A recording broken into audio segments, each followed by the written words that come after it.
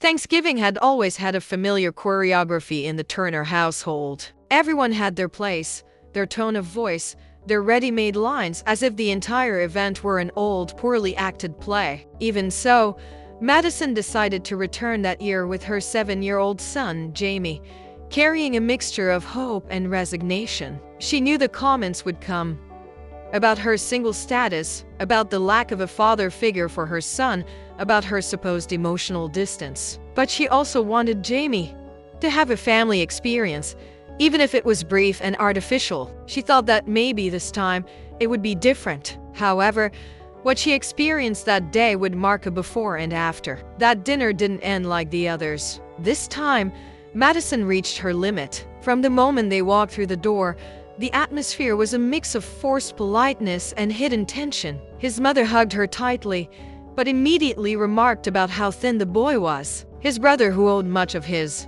career to a mysterious family benefactor, arrived accompanied by his new wife, a woman who avoided looking Madison in the eye at all times. And his father, the untouchable patriarch, was, as always, sitting at the end of the table, setting the pace with silences and sharp phrases. Madison helped in the kitchen, entertained her son while the others socialized, placed flowers on the table, and even brought a homemade apple pie that no one bothered to taste. She did it all silently, fulfilling a role that seemed invisible to everyone. And yet, she was made to feel like an intruder in a house she herself had helped maintain. At dinner, conversations revolved around trivialities, recipes, neighbors, jobs no one fully understood. When someone mentioned investing in digital ventures, Madison smiled politely, adding nothing. No one there knew or pretended not to that she was the founder of Blue Harbor, a technology platform that had quietly grown to millions of users. As her sister-in-law talked about her new handmade candle venture, Madison's father poured more wine with a disapproving expression. To him, success only counted if it came with a husband by his side and a complete family. The air thickened when Jamie inadvertently drew attention by mentioning that they lived near the ocean, in a house with a view of the sunrise. Her mother frowned. Her father placed his cutlery down on his plate with a thud. And then the comment came. He was direct and loud, as if he were addressing the entire table, but with the sole objective of hurting her. "I don't know what kind of example you want to set for your son, but raising a child without a man at home only leads to disaster. No matter how much money you have." No one contradicted him. No one said anything. The silence was worse than words. Jamie looked at his mother without understanding, and Madison maintained her composure. She just gulped, took a breath, and calmly stood up. "Thank you for dinner," she said with a calmness that clashed with the atmosphere. She took her son's coat, helped him put on his shoes, and without further explanation, they walked out the door while the others remained frozen in their chairs. In the car on the way to the hotel where they'd stayed, Madison didn't cry. Jamie asked her if they were mad at them, and she simply replied that sometimes people don't know how to love without hurting. That night, while her son slept cuddled with his favorite stuffed animal, Madison opened her laptop and reviewed some reports from her team in California. Blue Harbor continued to grow, even during the holiday. She had employees in 3 different time zones and had just closed an investment round that made her a multi-million-dollar entrepreneur. But none of that mattered when she was sitting across from her father, and he continued to see her as a failure for not conforming to the traditional mold. That dissonance between who she was and what the family insisted on seeing outweighed any accomplishment. The next morning, before boarding her flight home, Madison left an envelope on the kitchen table of the family home. It didn't contain an emotional letter or lengthy explanations. It only included documents, deeds to the house, bank receipts, transfers showing how, for years, she had paid mortgages, renovations, college tuition, and medical treatments. No one knew. She had never mentioned it, because she believed love was demonstrated through silent acts. But now she understood that silence had been misinterpreted as duty. That morning, before boarding the plane with Jamie, she made a decision.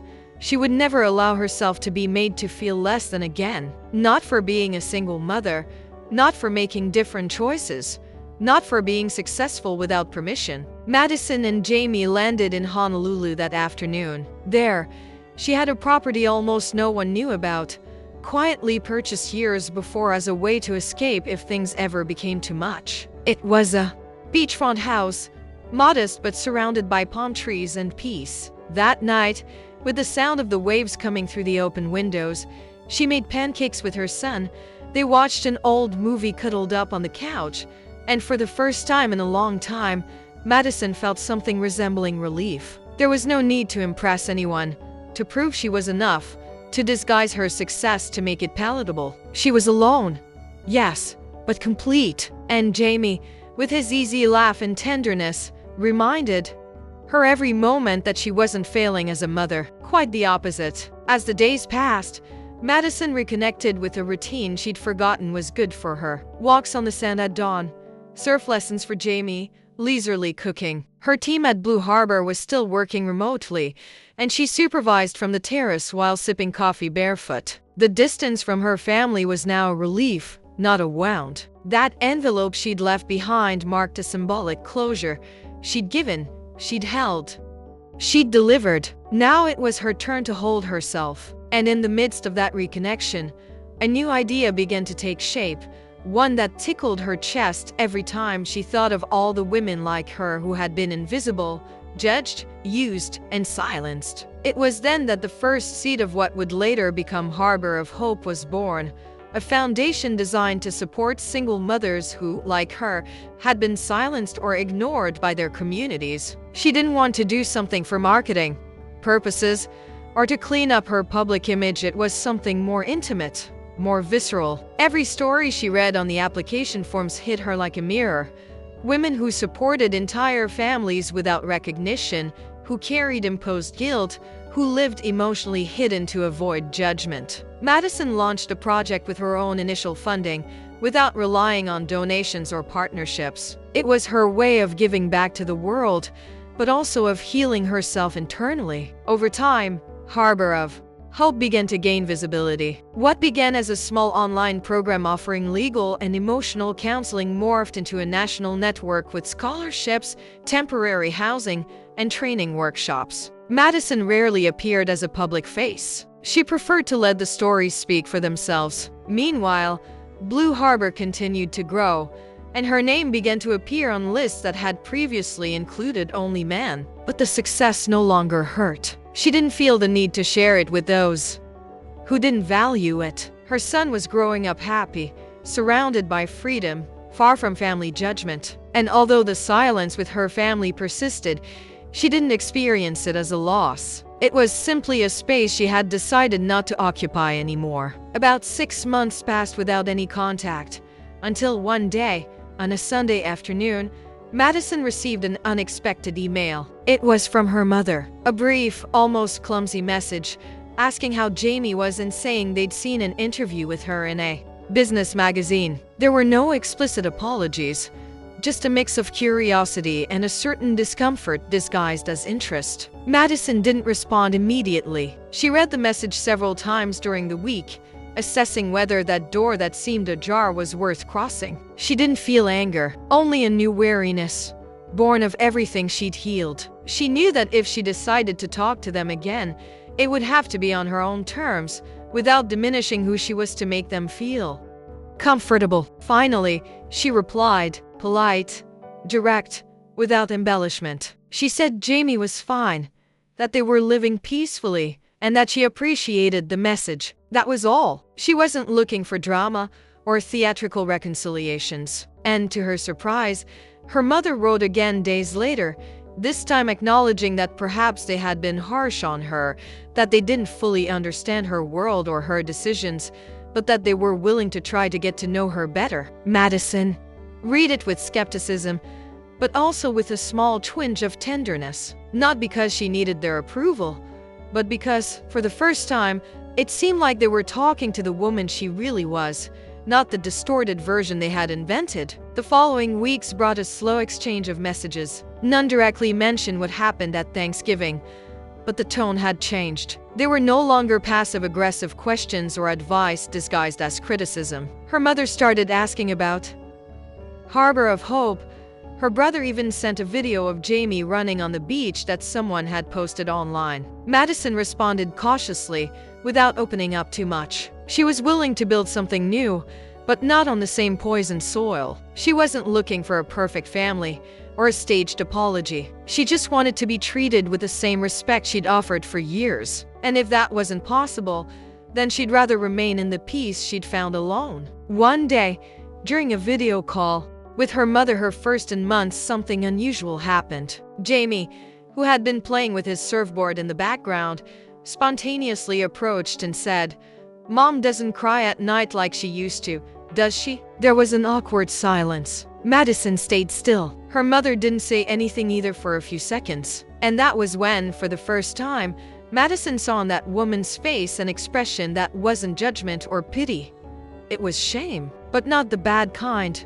Not the kind that destroys, but the kind that stirs, that forces you to look inward. That video call didn't last long. It didn't heal wounds, but it opened a different channel. And that, however small, was enough for Madison at that moment. As the months passed, some family members began to join in this timid attempt at rapprochement. Her brother sent her an unexpected message thanking her for paying for his college, something he, according to him, had only just discovered while reviewing some old documents. He didn't justify his silence or apologize for years of omission, but his words didn't ring hollow. Madison didn't respond immediately, but she read it carefully. For the first time, someone acknowledged her efforts without asking for anything more in return. It was a strange feeling, as if some of the weight she had silently carried for years was slowly slipping off her shoulders. Despite these overtures, Madison maintained her boundaries. She didn't send any more money,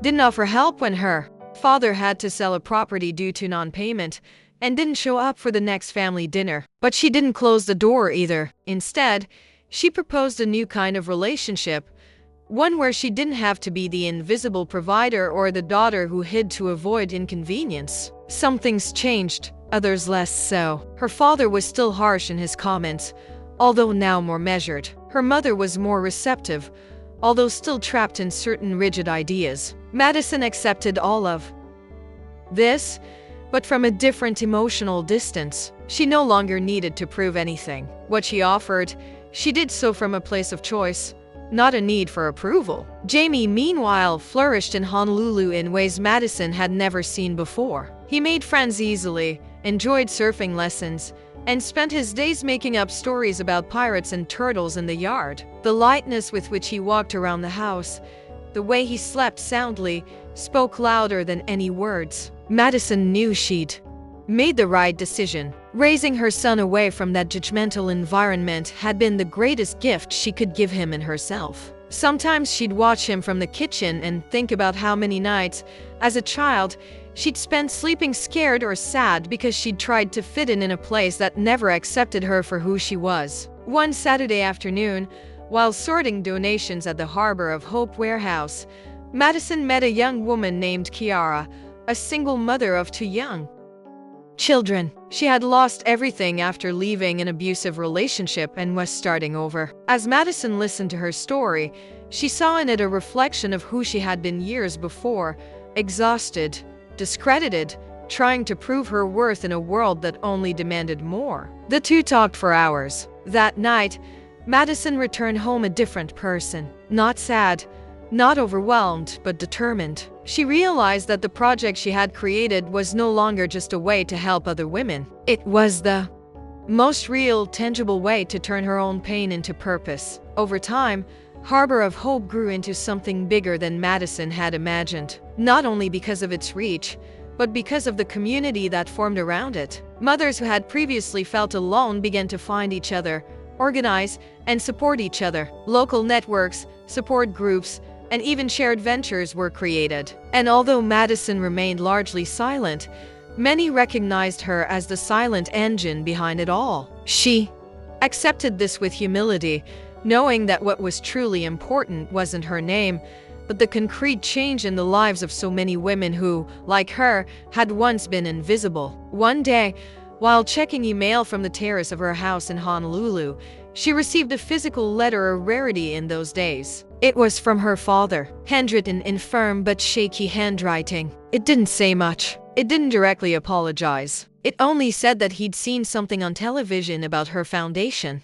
that he'd heard a young mother talk about how it had saved her life, and that, for the first time, he understood there were things he'd never seen because he was too busy judging. Madison read the letter calmly, without tears, without anger. She folded it carefully, put it in a box with a few other things she'd decided to keep from the past. Not because she needed to hold on to them, but because some wounds, when they heal, also deserve to be remembered. After that letter, Madison didn't feel the need to respond immediately. She no longer carried the urgency of fixing everything or the burden of mending broken bonds at any cost. But she did allow Jamie to video chat with his grandparents from time to time. He did so from the living room, under the watchful eye of his mother, who watched with a mixture of caution and relief. She wasn't seeking to reconstruct the past, but rather to allow her son the opportunity to build something different, with more freedom and less pain. And with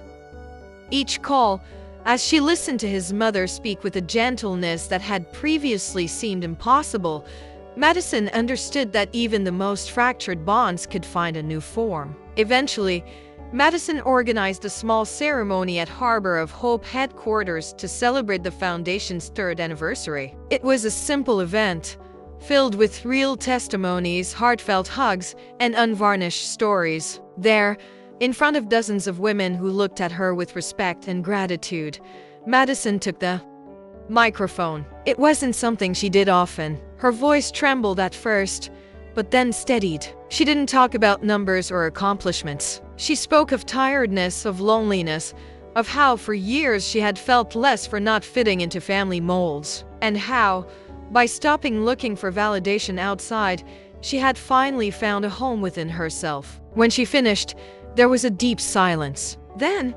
applause. But what stayed with her most was the look on her face from a young woman in the front row who, with tears in her eyes, said, "Thank you for not giving up." That night, back home, Madison sat on the beach, her bare feet buried in the damp sand. Jamie was sleeping, exhausted from the event, and everything was silent except for the lapping of the waves. She thought about how much her life had changed since that Thanksgiving dinner. Not because she'd become rich or famous, but because she'd finally allowed herself to live her truth. She remembered every moment of self-doubt, every hidden tear, every time she swallowed words for fear of upsetting others. And though there were still scars, they didn't hurt like they used to. She'd learned to look at them with compassion, like signs of the path she'd taken. Sometimes, she'd receive messages from other mothers who said they were inspired by her story. Some told her they'd left abusive partners, others that they'd gone back to school or started small businesses. Madison responded to them all with the same honesty. She didn't have all the answers, but she knew the first step was to stop waiting for the world to validate you. Because sometimes, the greatest act of self-love is to step back. To step back from the noise, the judgment, the expectations others project onto you. That's what she'd done. And it wasn't easy. But looking back, she knew she hadn't run away. She'd chosen herself. And that, in the end, had changed everything. Over the years, Jamie began to ask deeper questions about her family. Not out of resentment, but with the healthy curiosity that children have when they're just beginning to understand the world. Madison never spoke ill of anyone, but she didn't disguise the truth either. She explained that sometimes people don't know how to love except under certain conditions, and that this doesn't necessarily make them bad, but it does make them dangerous for those who seek to grow free. Jamie listened silently, sometimes frowning, other times asking unexpected questions. And in each of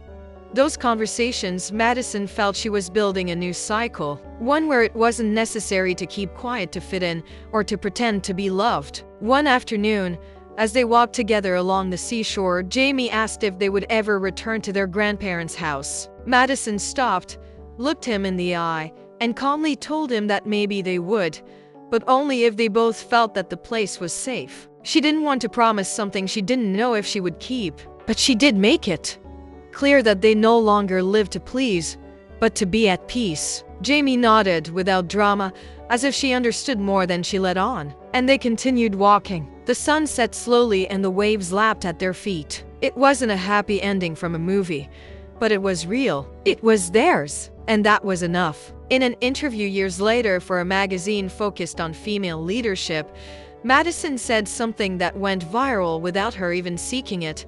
Not all families understand what it means to love unconditionally. Some people teach you to survive, not to flourish. And there comes a time when you have to choose.